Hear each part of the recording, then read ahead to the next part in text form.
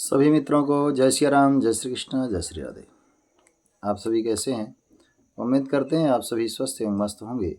आप अपने भारतीय संस्कृति को जानने के लिए प्रयासरत रहें, सजग रहें और अपने जीवन में सहज रहें। दो सिद्धांत बहुत महत्वपूर्ण है, सहजता और सजगता। सजग रहने से हमें हर प्रकार की सिद्धि प्राप्त होती है और सहज रहने से उस सिद्धि का अभिमान न होने के कारण उत्तरोत्तर अभिवृद्धि की ओर हमारा भगवान की कृपा से हमारा मार्ग प्रशस्त होता है। आइए चलते हैं अपने मूल विषय की ओर, ले चलते हैं आप सभी को। आज लंबे समय के बाद यह बहुत बड़ा प्रमाद ही कहा जा सकता है कि 16 संस्कारों के बात जो हमने कही थी, इसमें हमने लगभग 5 या 6 संस्कारों की बात हमने यूट्यूब के माध्यम से आप सभी तक पहुंचाई। आज पुनः एक और संस्कार जो महत्वपूर्ण है, जीवन के बालक के लिए बहुत महत्वपूर्ण है, वह है निष्क्रमण संस्कार। निष्क्रमण संस्कार का तात्पर्य क्या है? निष्क्रमण संस्कार होता क्या है? निष्क्रमण संस्कार यह है कि जब गर्भ से बालक जन्म लेता है, उसके पश्चात उसका जातकर्म संस्कार, नामकर्म संस्कार इत्यादि संपन्न कराया जाता है।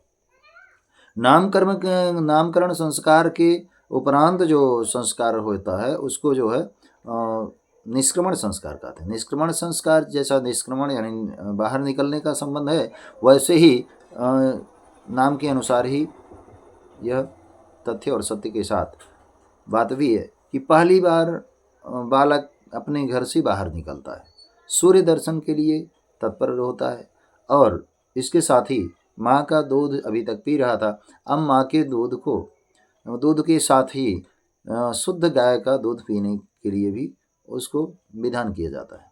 तो चलिए चलते हैं, शुरुआत करते हैं। कहते हैं पारस्कर के सूत्र का क्या मंतव्य है कि कब हमें यह करना चाहिए। तो कहते हैं 2 सूत्र है पारस्कर के सूत्र में। जो पहला सूत्र बताते हैं चतुर्थे मास निष्क्रमणिका, यानी चौथे माह में निष्क्रमणिका यानी निष्करण करना चाहिए। और फिर सूर्य मुदीक्षयति तच्चक्षुरिति इत्यादि मंत्रों का पाठ करना चाहिए। यानी बालक हल्की लाइट में, कह सकते हैं हल्की लाइट यानी हल्का प्रकाश, जो दीपक इत्यादि का प्रयोग पहले हुआ करता था, तो वह जो है बालक की आँखों को नुकसान ना पहुंचा पाए। जैसे हमारी आँखें हैं, जितना प्रकाश अभी तक देख पाई हैं उतने में तो सहज रहती हैं। जब इससे ज़्यादा प्रकाश मिलता है तो आँखें असहज हो जाती हैं। इंद्रियों के सुनने का, बोलने का और देखने का एक सिद्धांत है, एक लिमिट है, एक मर्यादा है कि इतने से ज़्यादा अगर सुनेंगी, देखेंगी और बोलेंगी तो वह इंद्रिय में विकृति आना स्वाभाविक। तो इस प्रकार से कहते हैं चौथे मास में निष्क्रमणिका, चौथे मास में निकलना चाहिए। निष्क्रमणिका चौथे मास में करना चाहिए। अन्य विद्वानों का वही मत है कि 5वें मास में निष्क्रमणिका करना चाहिए। तो इन सूत्र, पारस्कर सूत्र के अनुसार जन्म के चौथे मास में बाहर निकलना चाहिए। व्यवहारिक दृष्टि से यह कहीं कहीं जो है नामकरण संस्कार जो 11वें दिन किया जाता है, उस 11वें दिन ही निष्क्रमण संस्कार भी कर दिया जाता है, क्योंकि तमाम सारे लोगों को बुलाया जाता है, भोजन अर्चना किया जाता है। उस समय सब लोग आंगन में तो बैठे ही होते हैं, थोड़ा सा बालक को बाहर निकाल देते हैं। तो इसलिए जो गौ दुग्ध पान की बात है वह चौथे महीने में ज़्यादा सटीक रहती है, क्योंकि तब तक जो है बालक को एक उसके जो सारे अवयव होते हैं शरीर के, वो थोड़े मजबूत हो जाते हैं और गाय के दूध, बाहर का दूध पीने के लिए समर्थ हो जाता है। और सूर्य की दृष्टि, सूर्य को देख करके, सूर्य का प्रकाश देखकर, हल्का प्रकाश देख करके वह जो है उसकी आंखों में कोई दिक्कत नहीं पहुंचती है। जैसे सूतिका गृह में भी कभी तेज प्रकाश से बच्चे की आंखों पर प्रभाव पड़ता है, ऐसे इस विज्ञान को जानते हुए हमारे पूर्वज लोग विशेष प्रकाश नहीं रखते थे। अब आगे कहते हैं द्वादशेहनि राजेंद्र शिशोर निष्क्रमणम गृह्यात। ये भविष्योत्तर पुराण का कथन है। कहते हैं कि यह जो है द्वादशेहनि यानी 12वें दिन निष्क्रमण किया जा सकता है। दूसरे अर्थों में कहते हैं सूर्य का दर्शन इसमें महत्वपूर्ण, सूतिका गृह से बाहर निकाल करके इसको सूर्य दर्शन कराया जाता है। तो उस संबंध में कहा जाता है अथ निष्क्रमणम नाम गृहात् प्रथम निर्गमः। ये जो है बृहस्पति बृहस्पति सिद्धांत में है, बृहस्पति स्मृति में है। तो यहाँ कहते हैं कि पहली बार जब निष्क्रमण किया जाता है तो वह भगवान सूर्य को प्रणाम किया जाता है। साथ में पृथ्वी को जहाँ बालक जन्म लेता है वह जन्मभूमि उसकी कही जाती है। पृथ्वी पर गोबर से लीप दिया जाता है।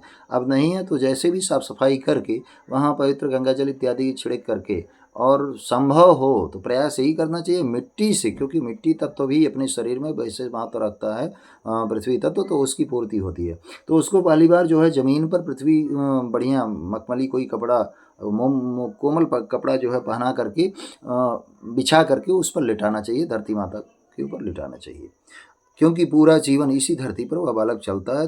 धरती का ही अंश होने के कारण धरती के प्रति इसका लगाव बढ़ाने के लिए भी यह किया जाता है। आंखों पर दुष्प्रभाव न पड़े इसके लिए भी निष्क्रमण का चौथे महीने में ज़्यादा श्रेयस्कर मान्य है। इसके लिए चमकती हुई रोशनी, जैसे तेज कोई शीशा है चमकदार, तो शीशा भी बच्चे को नहीं दिखाते हैं। क्यों नहीं दिखाते हैं? उसके पीछे यही विज्ञान है कि बच्चे की आंख टेढ़ी नहीं हो जाए, आंख में कोई विकृति ना आ जाए, इसके लिए नवजात शिशु को शीशा दर्शन नहीं कराते हैं। और फिर जो है जब तक उसकी बाह्य प्रकाश देखने की और सहन करने की उसकी क्षमता ना हो जाए तब तक उसको विशेष प्रकाश में नहीं लिया जाता है। इसलिए भी चौथे और पाँचवें मास ज़्यादा ग्रहण करने योग्य है अपेक्षाकृत 12वें अथवा 11वें दिन के। अब दूसरे शास्त्रों में कहते हैं कि यह जो है मर्यादा रक्षण के लिए संस्कार विहित विधि से ही करना चाहिए। संस्कार में उसमें क्या करना चाहिए? एक कलश रखना चाहिए, स्वस्ति वाचन इत्यादि जो कर्म किया जाता है, जैसे अपने कुल देवताओं का षोडश मातृका, सप्तगीत मातृका, वरुण इत्यादि का आवाहन करके, साथ में इसमें दिग देवताओं, दिशाओं, चंद्रमा, वासुदेव एवं सूर्य का आवाहन उस कलश में कर करके सभी का यथा योग्य मंत्रों से प्रणाम करना चाहिए। उनका यथाविधि षोडशोपचार, दशोपचार अथवा पंचोपचार विधि से उनका पूजन करना चाहिए। साथ में तच्चक्षुर इति मंत्र से जो है भगवान सूर्य को अर्घ्य देना चाहिए, उनसे जो है आशीर्वाद लेना चाहिए, और अनेक प्रकार के मांगलिक वाद्य यंत्रों को बजाते बजवाते हुए गीत इत्यादि के साथ बालक के उस जो एक संस्कार को संपन्न करना चाहिए। साथ में कहते हैं कि जो वाद्य यंत्र बजाने वाले हैं उनको भी उचित दक्षिणा दे, ब्राह्मणों को दक्षिणा दे, भोजन कराएं, और मस्ती के साथ भगवान में मन लगा करके ही आगे का कोई कार्य संपन्न करें। एक निष्क्रमण संस्कार के अंतर्गत इसका उपांग कर्म है, यानी एक इसका अंग है। वह क्या है? भूमि उपवेशन कर्म। भूमि उपवेशन कर्म, जैसा कि आपको संक्षेप में बताया कि भूमि को बढ़िया से उसको साफ कर दिया जाता है, जैसे कि पारस्कर के सूत्र में भी कहा गया है। और उसके भाष्य में गदाधर जी ने कहा, जो पारस्कर जी का पारस्कर सूत्र है उसका गदाधर भाष्य है, तो गदाधर जी उसमें कहते हैं अब उसका प्रयोग पारिजात का उदाहरण देते हुए कहते हैं कि जन्म के 5वें मास में भूमि उपवेशन कर्म होता है। और उसके बाद में क्या करते हैं? सबसे पहले भूमि का पूजन करते हैं। हम भूमि के प्रति अपने, जैसे कि हम लोग धरती माँ कहते हैं, क्योंकि इसके प्रति हमारा कृतज्ञता होना चाहिए, क्योंकि हमें ये धारण की हुई है। कहते हैं पंचमे च तथामासी भूमौ तमुपवेशयेत। कहते हैं 5वें मास में भूमि उपवेशन यानी कि भूमि पर लिटाना चाहिए, भूमि की पूजा करनी चाहिए, और बालक को निष्क्रमण संस्कार से संबंधित सारी औपचारिक क्रिया संपन्न करना चाहिए। और फिर अपने परंपरा के अनुसार कहीं कहीं जो है नामकरण संस्कार के दिन भी होने का विधान है, लोकाचार में यह दृष्टिगोचर होता है। तथापि अपने अनुकूलता और बालक के स्वास्थ्य को, आँख को ध्यान में रखते हुए सूर्य दर्शन इत्यादि तभी करावें जब उसको कोई नुकसान ना पहुँचे। उसके बाद में दोलारोहण का एक उपांग कर्म है। दोलारोहण मतलब होता है कि बच्चे को झूला पर लेटाना। तो झूला पर लेटाने का जहाँ तक विधान है, यह 5वें मास के पहले भी किया जा सकता है, क्योंकि जब सूतिका गृह से माँ एवं बालक निकल जाते हैं, यानी 11 दिन बाद 10 दिन बाद निकल जाते हैं, शुद्ध हो जाते हैं, उस समय धीरे धीरे महीने, 2 महीने, 3 महीने के बाद, या जब भी अनुकूल लगे बालक को, तो एक मखमली बिस्तर लगा करके एक बढ़िया से उसको, जिससे उसके बच्चे के शरीर में कोई खरोच इत्यादि न आवे, कुछ क्लेश ना हो, या ध्यान रख करके उस झूले पर बैठा करके झूलाते हैं, या दोलारोहण अथवा पर्यंक हिंडोला इत्यादि भी कहा जाता है। पर्यंक मतलब जो है गोद में लेना भी होता है। तो इस प्रकार से अब कहते हैं कहीं कहीं 11वें दिन, 22वें दिन अथवा 4 महीने बाद, या किसी विशेष शुभ मुहूर्त में अपने कुल देवताओं का पूजन करके, दिशाओं सूर्य एवं चंद्र का पूजन करके, गुरु का पूजन करके, भगवत स्मरण करते हुए, अनेक प्रकार के मांगलिक वाद्य यंत्रों के साथ बजाते हुए गाते हुए फिर जो है यह संस्कार दोलारोहण संस्कार संपन्न करना चाहिए। ये उसका उपांग कर्म है। साथ ही गोदुग्ध पान जो है, गोदुग्ध पान यानी भैंस के दूध के पान का विधान नहीं, क्योंकि भैंस का दूध जो है बालक में वो ऊर्जा का संचार नहीं कर पाता है जो गाय के दूध का प्रभाव होता है।